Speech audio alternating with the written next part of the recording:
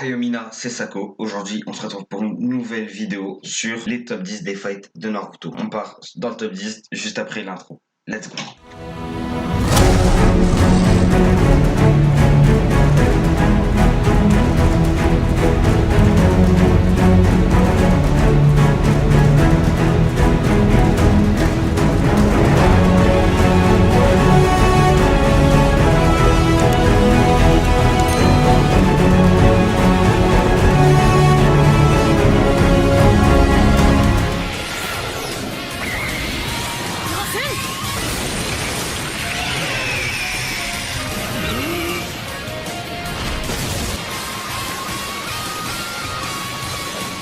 Donc à la 10e position, nous avons le fight de Naruto versus Kurama. Dans ce fight, on peut voir Kushina, Naruto et Kurama bi Yamato.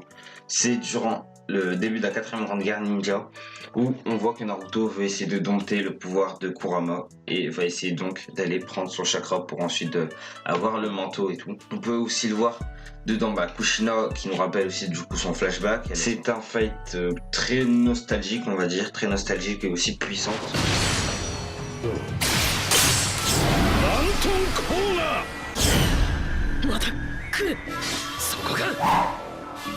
Ensuite, à la 9e position, nous avons le fight Naruto Sasuke versus Madara. C'est un fight tout simplement divin. On peut le dire même divin, étant donné que Madara, lui, possède les pouvoirs d'Agoromo Otsutsuki, alias l'ermite Rikudo. Naruto possède tous les démons à queue, et du coup les sphères noires qui sont dans son dos et tout, qui est l'un des pouvoirs d'Agoromo. Sasuke, lui, possède le Rinnegan. Donc les deux se complètent et du coup font qu'ils ont tous les deux entièrement s'ils assemblent tout ça, ils ont tous les pouvoirs d'Agoromo. Et de même pour Madara, lui il les a tous, mais pour lui tout seul. お薬の時間です。昔から苦手です。いつも変な味がす。あら？なんだてめえは。 À la 8e position, on a le fight Naruto, Lee et Gaara versus Kimimaro. Pas Naruto qui m'a plus impressionné, mais plutôt Lee, étant donné qu'il y avait une petite bouteille à sa gauche, en bas de ses jambes, et il y a un moment dans le fight, il voulait le prendre pour boire, alors qu'en réalité c'était du saké, ce qui fait qu'ensuite il est devenu ivre, et donc on a eu la technique de l'homme ivre. C'est une technique très puissante qui a mis en difficulté Kimimaro. Je sais pas si vous voyez, le mec rempli d'os avec une armure badass et il était en difficulté face à un Lee ivre. Donc c'est pour ça qu'il est actuellement à la 8e position. C'est un fait que j'ai extrêmement apprécié.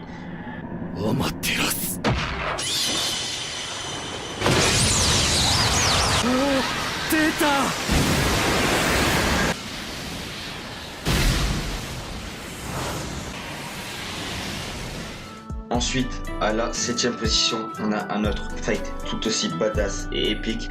Le fight Sasuke versus Itachi.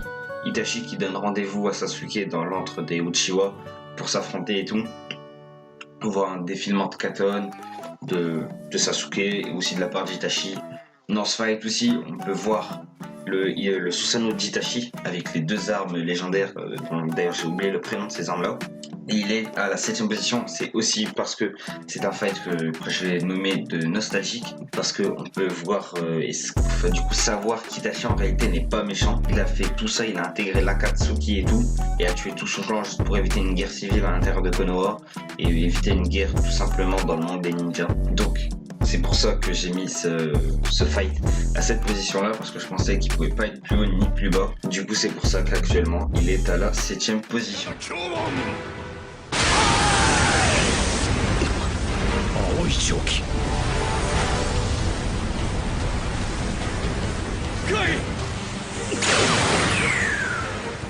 C'est un fight aussi puissant que ceux qui sont passés juste avant. Madara versus Guy.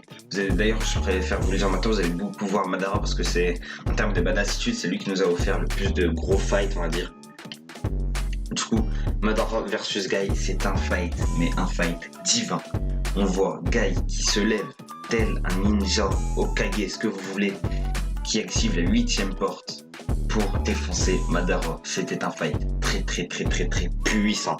Aussi puissant que Luffy versus Kataguri ou Kaido versus Big Mom. C'est un très beau fight. J'ai rien d'autre à dire par rapport à ça. Tout simplement, Madara lui-même a dit que personne d'autre, à part Hashirama Senju, alias le premier Hokage, lui avait causé autant de difficultés dans un combat. Il aurait sans doute dit que si il n'avait pas la régénération et grâce aux cellules d'Hashirama, il aurait sans doute perdu face à Gai. Donc c'est pour ça qu'il est à la 5e position.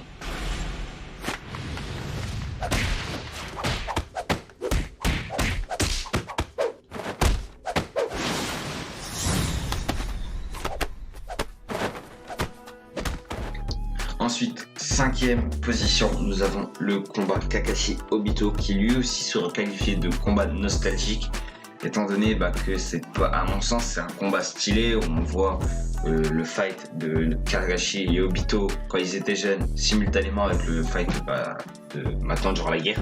Un fight très beau où au départ on a vu Kakashi téléporter Obito dans une autre dimension, il commence à parler à se fight et tout. Kakashi arrive à trancher grâce à le transpercer, grâce à son Chidori. Mais on voit que Obito n'a plus de cœur et tout.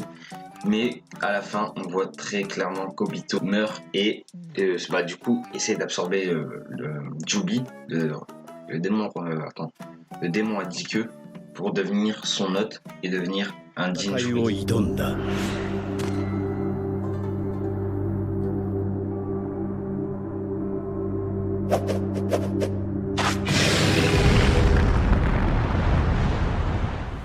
Ensuite, on rentre dans le top 4 qui a été très dur à classer étant donné qu'ils sont tous aussi badass les uns que les autres, aussi puissants et nostalgiques. Mais j'ai quand même réussi à classer au final. Du coup, à la 4e position, on a le fight de Madara Uchiwa encore une fois, mais cette fois face à Hashirama Senju, le premier Hokage. C'est un fight, il n'y a rien à dire dessus, il est parfait, tout a été parfaitement bouclé. J'ai rien à dire, on voit Hashirama qui utilise sa technique des 1000 mains avec le Mokuton, le Susanoo, le Kyuubi contrôlé et tout, c'est beaucoup trop puissant.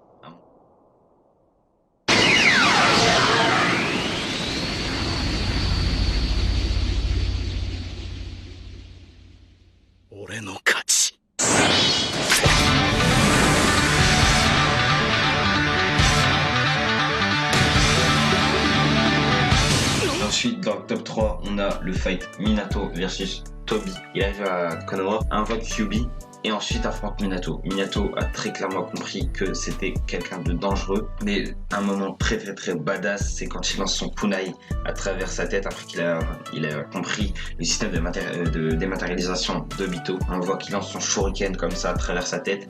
Obito, lui, qui essaye de mettre un coup à Minato, sauf que Minato, grâce à sa téléportation, se téléporte sur le kunai qu'il avait lancé à travers la tête d'Obito pour arriver au-dessus de lui, lâcher l'un de ses plus gros Rasengan.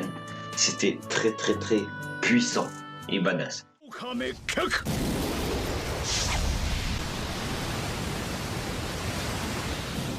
Ensuite, on arrive là à l'avant-dernier combat que je vais présenter dans cette vidéo. Madara, encore une fois, versus l'Alliance Shinobi. Comment dire que ce n'est pas l'un des non-respects, c'est un non-respect total, c'est un viol clairement. On voit Madara qui se fait toute l'Alliance Shinobi sans aucune difficulté, il enchaîne tous les fights et il ne stresse même pas. On voit très clairement qu'il n'a aucune difficulté à contrer toutes les attaques de ninjutsu, de taijutsu, de genjutsu, de tous les shinobi. C'est pour ça que je l'ai mis à la 2e place, parce que déjà c'est un fight qui m'a totalement touché parce que c'était tellement un violage. On savait que Madara était très puissant étant donné qu'on nous a parlé de lui durant des conseils des Kage sur le truc de neige, je sais plus comment ça s'appelle. On voit même Sasuke qui attaque les 5 Kage. De là, c'était déjà très chaud. Mais on savait pas je pensais pas qu'il était aussi puissant, mais une fois qu'on l'a vu à l'œuvre lors de la guerre, c'était très clairement un non-respect.